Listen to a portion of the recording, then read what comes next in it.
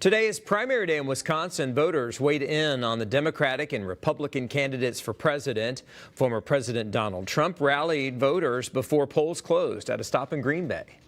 We are one movement, one people, one family, and one glorious nation under God. And together we will make America powerful again. And Chief Political Reporter Tom Hauser is here with a breakdown of those results and two proposed amendments to the state constitution, Tom. Yeah, Paul, you will not be surprised that President Biden and former President Donald Trump won their party primaries in Wisconsin tonight, both having been declared winners, even though votes are still being counted. But there are some interesting numbers within the primary election results. Let's take a look, beginning with the Democratic primary. 75% now reporting. You can see Joe Biden with 88%. Here is the interesting number to look at. Uninstructed voters, that's essentially uncommitted voters, are 9%, about 40,000.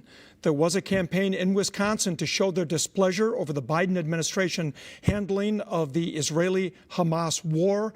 And keep in mind that 40,000 number of voters is consequential because Biden won Wisconsin by about 20,000 votes 4 years ago. You can also see Dean Phillips with 15,000 votes, even though he dropped out of the race several weeks ago.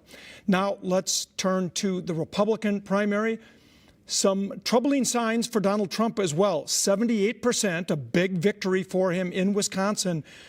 But between Nikki Haley, uninstructed voters, again, those are uncommitted, Ron DeSantis and Chris Christie, none of those candidates are even in the race anymore. Between all of them, about 100,000 voters voted for someone other than Donald Trump. So that could be kind of a troubling sign for him. If we zoom in and take a look at voters closer to home, you can see in St. Croix County, 78% for Trump, and in Polk County, 84%, again, voting for Donald Trump.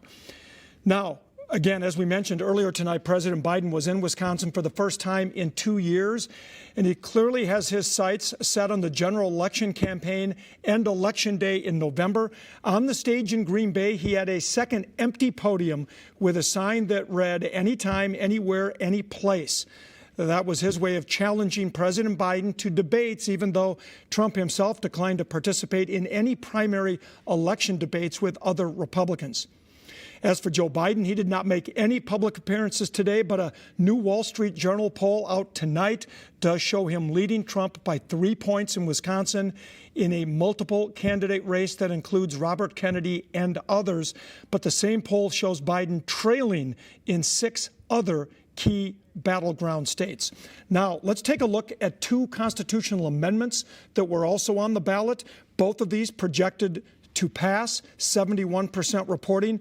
This would prohibit private funding of elections. You can make no private grants to help election officials fund their elections.